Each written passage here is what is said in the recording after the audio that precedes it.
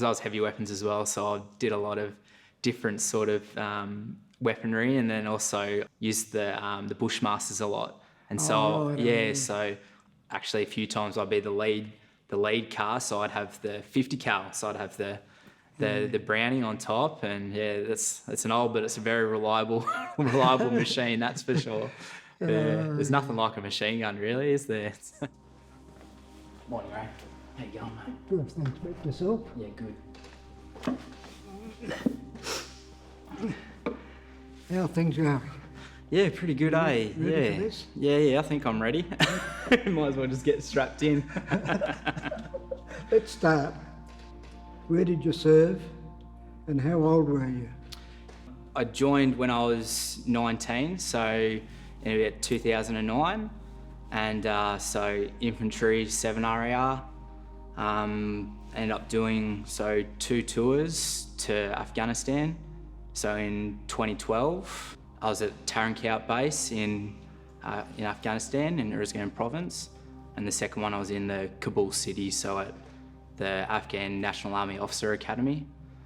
From there, then did a bit more time, did a few courses as you do, and posted up to Canungra. So, and that was my move up to Queensland, and then discharged in 2020. Oh, good, good. What about yourself? Well, I joined the Army in 1961. I'd done 21 years. I started my career as an infantry soldier with the 1st Battalion. At that time they sponsored the airborne platoon that was based in Williamtown. So I spent 2 years in the airborne platoon. When 1 battalion split to make 5 battalion, we became a part of 5 battalion. I then changed corps and went to a training at the training centre.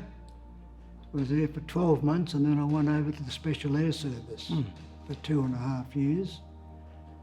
I then went to the training team, AATTV, working in the north of the country.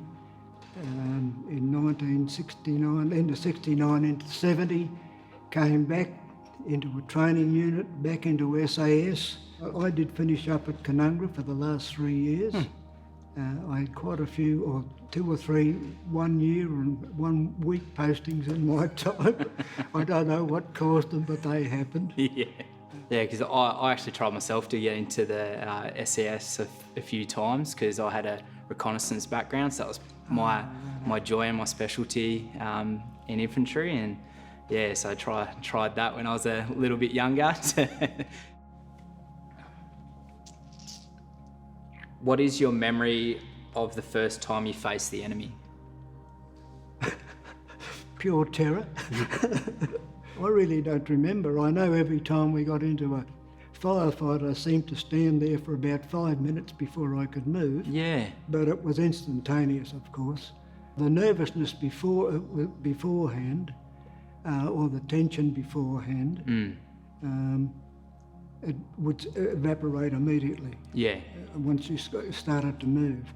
I also found that you develop an awareness of things, and when you'll see your soldiers around you are casual, and you know everything's fine, but that all of a sudden, I don't know what it is, there's a feeling of change. Yeah.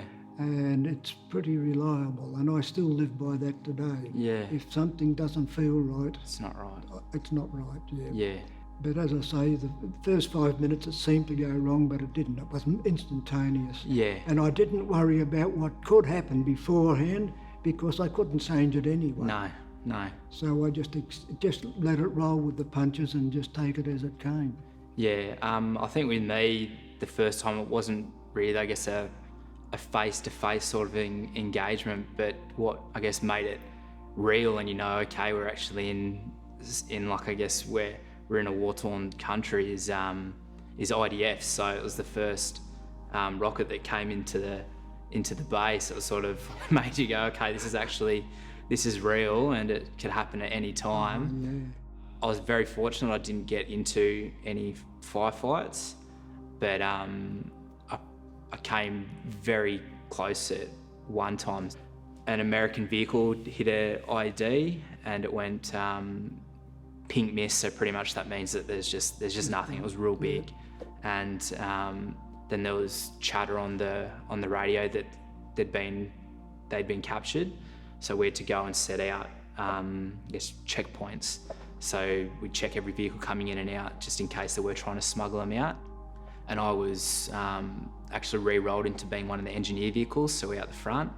And so I was the main security at the rear, and we're all closing up to go back. You get told all the time, Toyota Corolla, it's low, it's on its springs, that sort of thing, and it come around a corner, and it was like the perfect scenario. If you're gonna, I guess, hit us, it was gonna be then.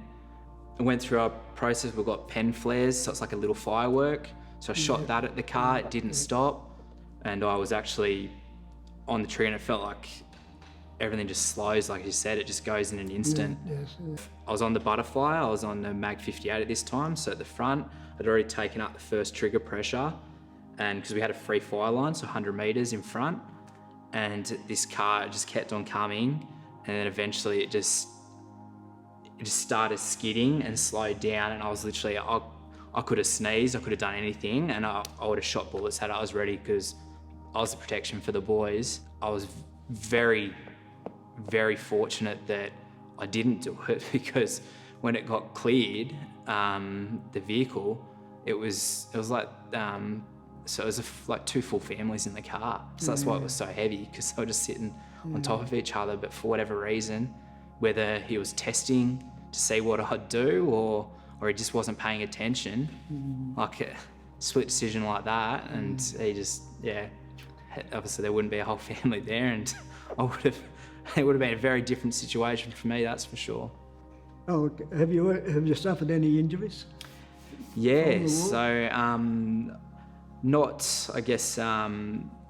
not any injuries from like offensive fire or anything like that, but I guess just when you're young, you run around, you just take your youth for granted. So carrying around a heavy pack, I've got various injuries from my back, ankles, knees, like parachuting. You probably got a whole bunch of guys that you know, and even yourself probably got some lingering sort of things that give you a little pain every now and then. But yes, I've got a few injuries. Even though I'm fit, I feel it sometimes. It's I've got to watch when I'm picking up things. I sort of got to make sure I do a proper squat. I can't bend my back because it's like getting back up. But hang on, that's my excuse, mate. I'm pulling age on you.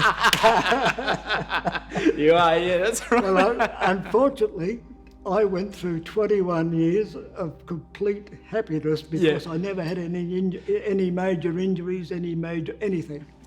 I never got hurt parachuting, and I did 119 or something parachute since. That's not free fall, of course. Yeah.